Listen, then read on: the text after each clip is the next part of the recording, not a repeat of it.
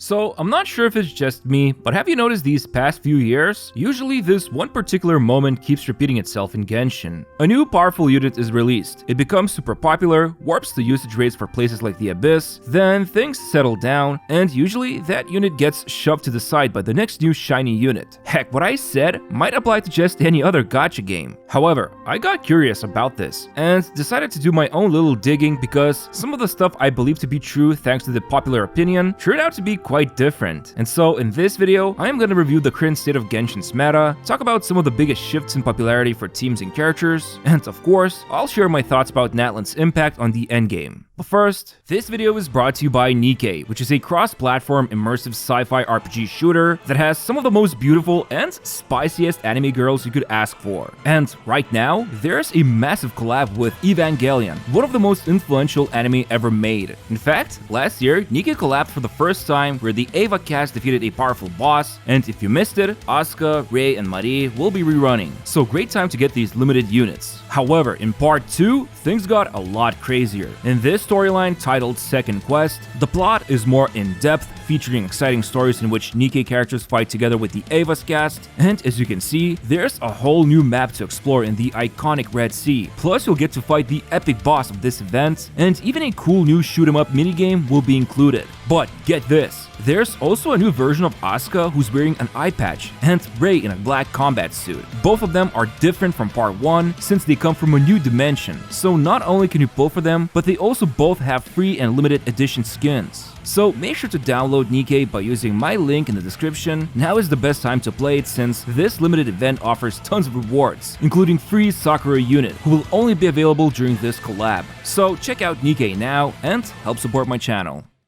Okay, so first of all, I am going to be relying on some data from Tevat's Mini Assistant WeChat app, which is a collection of stats submitted by CN players. It's not the first time I'm using this data, but as always, keep in mind this is a small slice of a massive player base, and more importantly, the usage rate is calculated by looking at the amount of people who own that character, and then seeing how many actually bother to use owned units for the current Abyss, hence the usage rate. Now, with that out of the way, I think the current cycle of Abyss is quite good, to be honest. It's funny actually, because of Mizuki, the first side of Chamber 12 received a huge boost to swirls, and you'd think she would be busted in there, but she's fine. And surprisingly enough, we can see in the usage rate tiers, she's sitting at 27.4%, just behind Chaska, so that means quite a good number of CN folks pulled and used her in the Abyss. However, the funny thing about the first side of Chamber 12, it's actually designed so that it's easy to cause AoE swirls, but this design is also absolutely perfect for any kind of AoE team. So teams like Nilo Bloom, Burgeon, and get this, even Freeze teams are finally making a comeback. I mean, I had to do this myself and recorded some fresh 2025 footage of a Freeze team kicking butt. A sight so rare, some of you probably forgot how Freeze teams used to be kings of meta.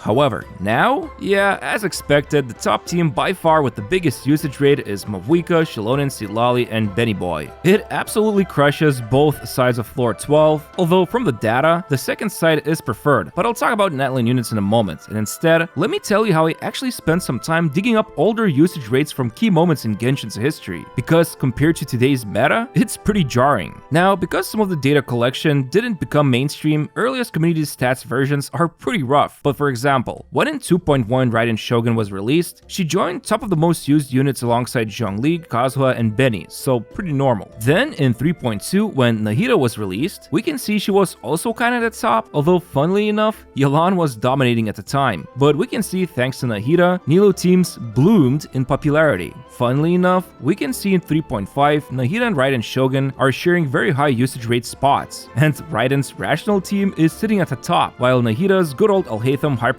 team is in the 5th place. But I hope you were following me because this is where the big shift happens. Moving onwards to version 4.2, when Furina released, alongside with Neuvillette, they were absolutely dominating the top rankings, and we can see Nahida is still clinging on the top tier spot, while Raiden is slowly getting pushed aside. Moving over to 4.5 usage rates, both Raiden and Nahida get shoved further down the usage rates, while Nuvi and Furina are still tap dancing at the top. And then finally, we step into Natlan region, Genshin. The top rankings are dominated by Mavuika, Shilonen, Citlali, and Furina. Other Archons like Nahida end up in a respectable support tier usage rate position. However, as for Raiden, yeah, she's pretty much chilling at this point. And now, when looking at the latest 5.4 data, which I have real-time access to it, the situation is about the same, except some newest units like Chaska and Mizuki are sitting at a decent usage rate tier, and there's a resurgence of some units like Arlecchino, and then Wriothesley is actually winning on the second side of floor 12 thanks to the big boost to his damage. In fact, one of the cooler teams sitting at ranking number 8 is Wriothesley, Emily, Benny, and Toma for the second side of Abyss. Most other top teams are as usual, tons of Mavuika variations, and even Xiao managed to sneak into 4th place. The CN folks really love this guy, huh? Still, the point I'm trying to make here is that yes, usually new units will always be quite popular. Even someone like Mizuki gets to see some action, but at the end of the day, it's the supports that will always be sitting at the top. Exception to this rule so far seems to be Nouvellette, who just keeps sitting at top usage rates no matter what cycle of Abyss. But as you saw with Raiden, the problem with her is that she is kind of a support, or at least a good Hyperbloom unit, but it just seems, at least when it comes to this community who submitted their data, she's just not being used as much as someone like Furina, Nahida, or even Zhongli.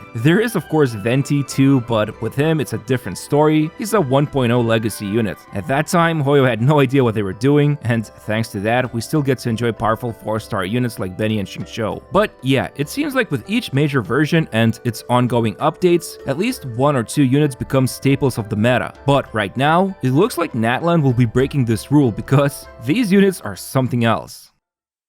Okay, so it's pretty clear both Citlali and Shilonen are insanely valuable teammates, not just for Mavuika, but also to other teams as well. For example, if we look at some of the most popular Citlali teams, the top teams are variations of Mavuika, Arlecchino, Hu Tao, and Chaska Comps. There's even a weird 10th place with Mulani, which I suspect is the support Mavuika team, which I'll talk about in a moment. And then as for Shilonen, I mean, yeah, tons of teams include her with Mavuika, obviously. But there's also Nouvellette teams, Wriothesley teams. She shows up in Freeze teams here. I mean, heck, she's even utilized in Double Geo, Double Hydro team with Siegewind, one of the most notorious units in the game, who by the way actually has higher usage rate than Raiden right now. Yeah, I know it's because her banner is active right now, but it's still kind of funny. But the point of these Natlan supports is that they are very flexible, and I personally expect them to remain popular throughout the future versions, unless Hoyo just goes completely berserk with Snezhnaya unit power scaling.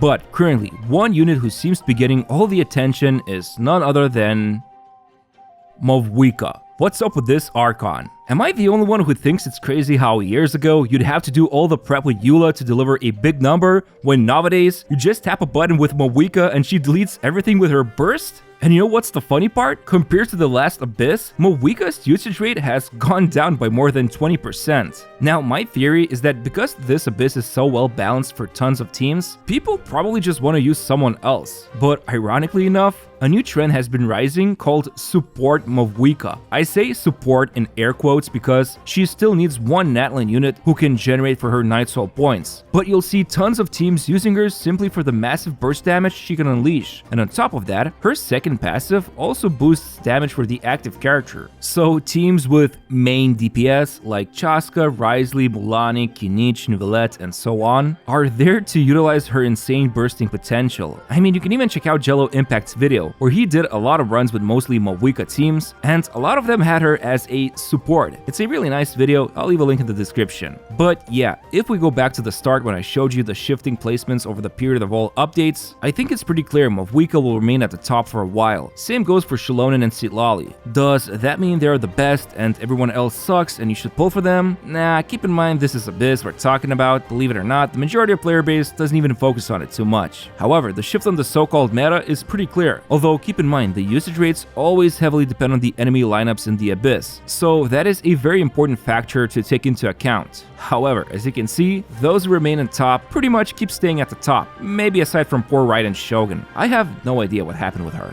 Anyway, I hope you found this video interesting, and I'd really appreciate it if you could press the like button on this video and subscribe to my channel. Thanks, and see you very soon.